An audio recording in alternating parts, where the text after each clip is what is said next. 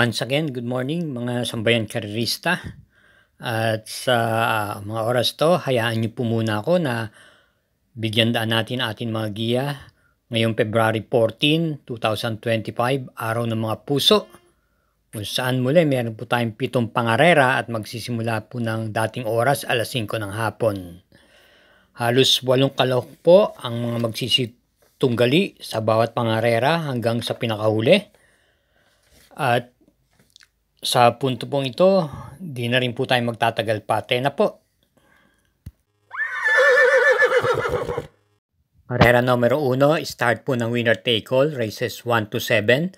Start time is 5 o'clock p.m. Distance 1,400 meters. Ang 3-year-old and above maiden race. Meron pong 8 entries at atin na pipisil pang primera rito. At sisingilin na po natin yung numero 5 imported horse, Cooligan.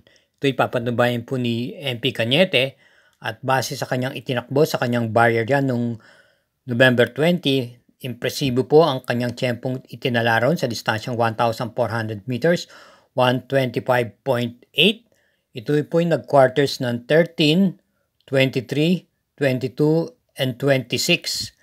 Kaya maganda po ang kanyang preba at ikinilos. Kaya sisingilin na po natin dito sa karera numero 1 yung numero 5 Cooligan. Karera numero 2, may distansyang 1,200 meters, start ng peak 6, races 2 to 7. Ito po isang class 5, group 11 to 15 split. At meron tayong 8 entries. Pili natin pang primera yung debukang numero 1 Mr. Manilinyal na angkop po sa kanya ang distansya.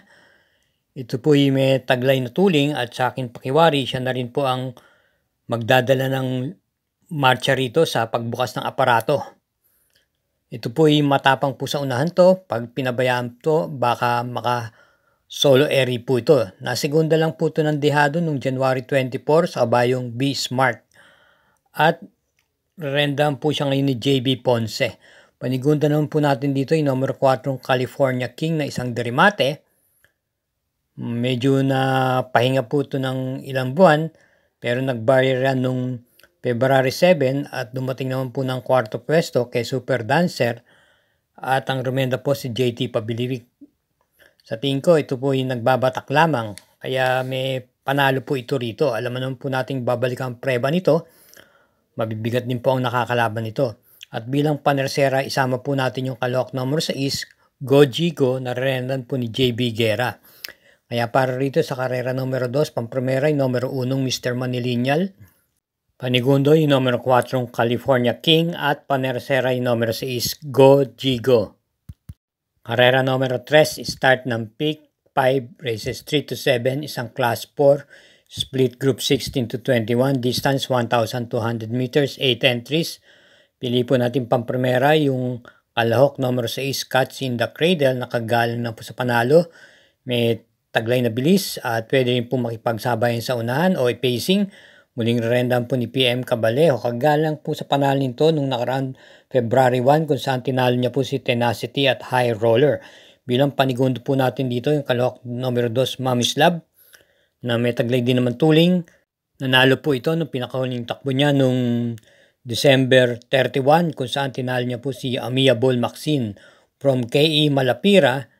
Ang rerenda na po sa kanya ngayon ay si CB Ardonia. Bilang panersera po natin dito yung numero 7 Derimating Bohemian. Ito ipapatnubayan po ni PR Dalema. Maganda rin po ang mga preba nito. Madalas din po sa timbangan nitong nakaraan lang nung February 2 na 4th pwesto po ito kay Brown Pirate. Si PR Dalena mo po ang rumenda at nung February 8, ganin din po na 4th pwesto lamang po siya kay Cluster. At nung January 25 na segunda naman po ito kay Golden Charger.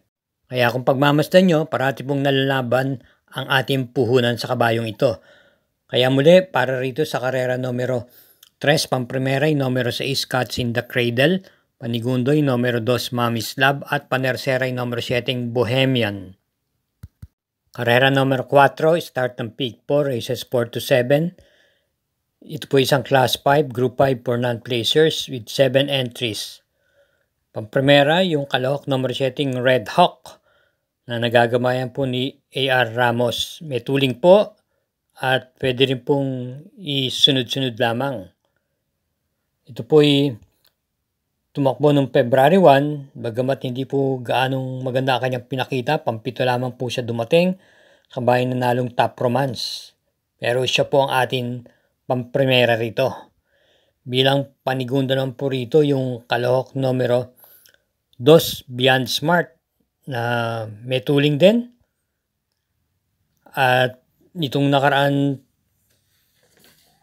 February 7, ito'y dumating lamang po ng pang-apat pagkatapos bumandera sa kahabaan ng milya at nakwarto pwesto lamang po siya kay Sky Magic. JC Guerra po ang rerenda.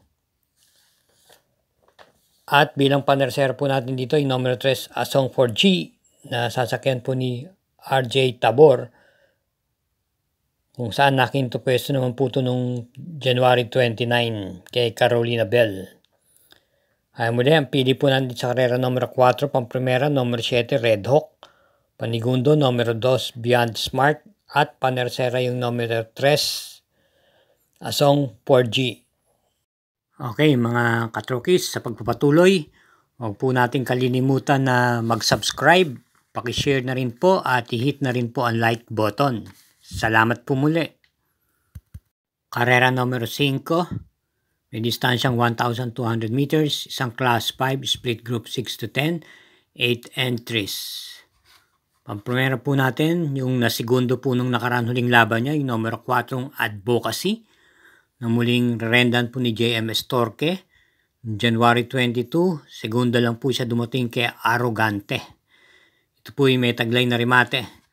At bilang panigundo po natin yung nabiting po nung nakaraan, kung saan natalo lamang po ng galaig to, si Biglang Buhos, yung numero 5, nung February 7, kung saan nasigunda lang nga po siya kay Gold and Silver. Siya ay muling rendan po ng regular rider niyang si JC De La Cruz. Pwede pong isabay sa unahan to at pwedeng i-pacing. Kaya para rito sa karera numero 5, pamprimera yung numero 4, Advocacy, panigundo yung numero 5, Biglang Buhos. Karera numero 6, penultimate race. Ito po yung may distansyang 1,200 meters, isang class 5, split group 6 to 10, may pentapekta po rito at merong 8 entries. Pamprimera po natin dito yung kalahok numero 5, Noir, nararenda po muli ni PR Dilema from BJB Galleta. Nakinto pwesto lamang po ito nung pinakahuling takbo niya nung February 1 kay Maki Boy. At kung ating analysay ng kanyang tinakbo ron, mukhang hindi ito masyado pong ginalaw ron. Kaya pansinin niyo po ang kanyang preba nung half mile at 1/4 mile. Tili lamang po sa pang-6 at pang-5 pwesto hanggang sumapit sa meta. Bilang panigunda lang po natin dito yung numero 8, yung Boss Pabale. Ito po yung may taglay na tuling tong kabayang to, bagamat hindi po maganda ang kanyang itinakbo nung February 2, kung saan pang 8 lamang siya dumating kay Super Easy. At siya po yung nirenda nun ni NC Lunar. Same rider pa rin po magdadala, pero may maganda pang preba po siya nung January 3, kung saan nasigunda naman po siya. At natalo lamang po ng galaig sa kabayong derimating Dolarama. At bilang panersera po natin dito yung nagbabalik pista ng nakaraan lang, numero 4, Del Monte, na may tuling po at pwede pong i-pacing. Nakinto pwesto lamang po ito nung pagbabalik pista niya nung February 5 kay Top of the Mark. Same rider, AB Serious po ang rerenda. Kaya para dito sa karera numero 6, pamprimera, numero 5, Noir, panigundo, numero 8, Boss Pabale, at panersera yung numero 4, Del Monte. Karera numero 7, last daily double, paratihan po ng winner take all, pick 6, pick 5 at pick 4, may distansyang 1,200 meters with Super 6.